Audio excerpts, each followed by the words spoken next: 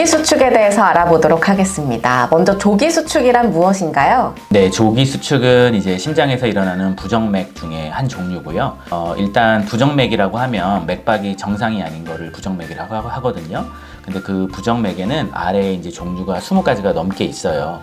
그 중에 심방세동이 있고 심방조동이 있고 그 다음에 또 한 종류로서 조기 수축이 있겠습니다. 그래서 말 그대로 조기, 일찍이란 얘기고요. 수축은 이제 수축한다는 거니까 심장이 규칙적으로 뛰다가 한 번씩 일찍 뛰는 걸 얘기를 하거든요. 그래서 맥박으로 보면 쿵, 쿵, 쿵 이렇게 심장이 뛰어야 되는데 쿵, 쿵, 쿵, 쿵 이렇게 방금 네 번째 빛이 세 번째에 비해서 좀 빨리 뛰었거든요. 그래서 이런 거를 조기 수축이라고 저희가 부르고 있습니다. 그러면 조기 수축은 어떤 이유로 생기는 건지 궁금합니다. 네, 조기 수축은 이제 시니어 분들한테 굉장히 흔한 부정맥 중에 하나인데요. 안타깝게도 저희가 이 조기 수축이 생기는 원인에 대해서는 잘 이해를 못하고 있습니다.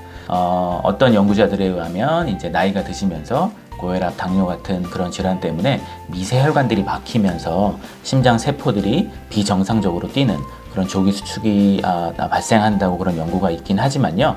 저희가 아직도 정확하게 왜 조기 수축이 일어나는지에 대해서는 아직도 저희가 이해를 확실히 못하고 있습니다. 그러면 조기 수축을 갖고 계신 분들은 어떤 증상을 보이시는 건지 설명해 주세요. 네. 대부분의 환자들이 이제 조기 수축이 있게 되면은 증상이 없으신 경우가 대부분입니다. 그래서 왜냐하면 심장이 규칙적으로 뛰다가 한 번 정도 빨리 뛰는 거기 때문에 대부분의 환자분들은 증상이 없고요. 지금 이 순간에도 제가 조기 수축이 있을 수 있고 굉장히 흔한 부정맥 중에 하나고요. 젊으신 분들도 굉장히 많고 그래서 증상이 없는 경우가 대부분입니다. 근데 간혹 가다가는 이 조기 수축을 느끼고 증상이 있다고 저한테 오시는 분이 있는데요. 그런 분들 같은 경우에는 이제 가장 흔한 증상은 심장이 한 번 더 뛴다. 아니면은 심장이 한 번 덜 뛴다. 이런 식으로 오시는 분들도 있고요. 아니면 심장이 덜컥 내려앉는다. 이런 증상으로 오시는 분들도 있고 조기 수축이 이제 어쩌다가 한 번씩 빨리 뛰는 건데요. 이 어쩌다 한 번씩 빨리 뛰는 게 뭐 10초마다 한 번씩 일어나면 계속 가슴이 두근거린다. 이렇게 느끼시는 분들도 있거든요. 그래서 그런 증상이 이제 조기 수축의 증상이 되겠고요. 그렇지만 대부분의 경우에 있어서는 제가 정확한 퍼센티지는 얘기 못 드리겠지만 굉장히 많은 부분에 있어서는 거의 무증상인 경우가 굉장히 많습니다.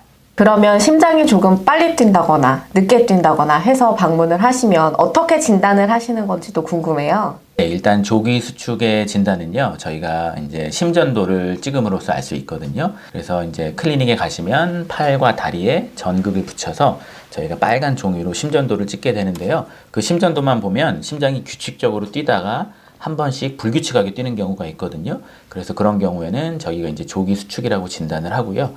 조기 수축에는 크게 두 가지가 있거든요. 첫 번째는 심방 조기 수축. 그러니까 심장은 이제 심방과 심실의 규칙적인 수축에 의해서 이제 심장이 이제 뛰게 되는데요. 그럴 때 이제 심방이 한 번 더 뛰면 그게 이제 심방 조기 수축이 되겠고요. 또 간혹 가다가는 심실이 한 번 더 뛰는 경우가 있거든요. 그래서 그런 경우는 심실 조기 수축. 그래서 두 가지가 있습니다. 심방 조기 수축, 심실 조기 수축. 이 두 가지는 저희가 간단하게 심전도만 찍어 보면요.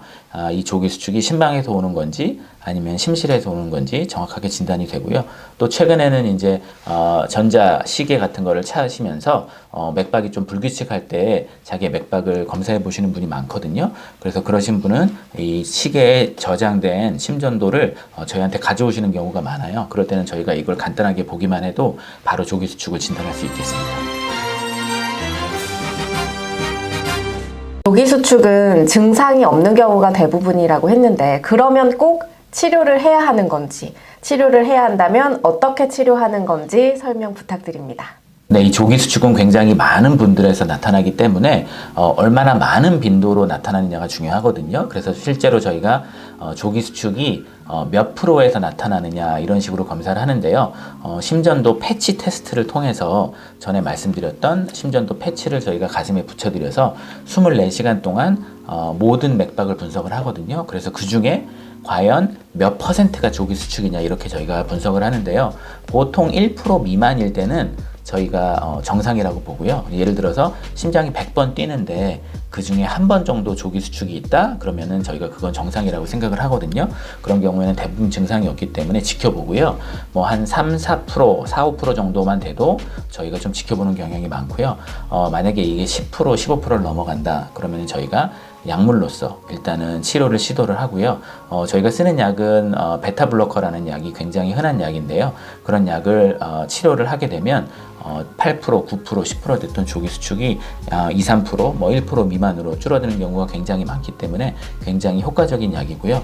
또 이 조기 수축으로 인해서 가슴이 두근거리시는 분들은 이런 약을 쓰게 되면 조기 수축의 빈도가 줄어들기 때문에 실제로 가슴 두근거리는 것도 많이 좋아지고 그렇게 하겠습니다. 그래서 약물 치료가 있고요. 그 다음에 또 한 가지는 이런 약물의 치료에 반응을 안 하시는 분들이 있어요. 그러시는 분들 같은 경우에는 저희가 시술을 통해서 조기 수축을 없앨 수가 있고요. 시술은 이제 비슷하거든요. 사타구니에 있는 혈관을 통해서 카테타를 넣어서 심장으로 가서 이 조기 수축이 나타나는 그런 부위가 있어요. 심방이든지 심실이든지 그런 부위를 찾아서 그런 부위의 전기 자극을 통해서 그런 부위를 제거를 하게 되면 실제로 조기 수축이 굉장히 많이 줄어드는 그런 경우를 보게 되거든요.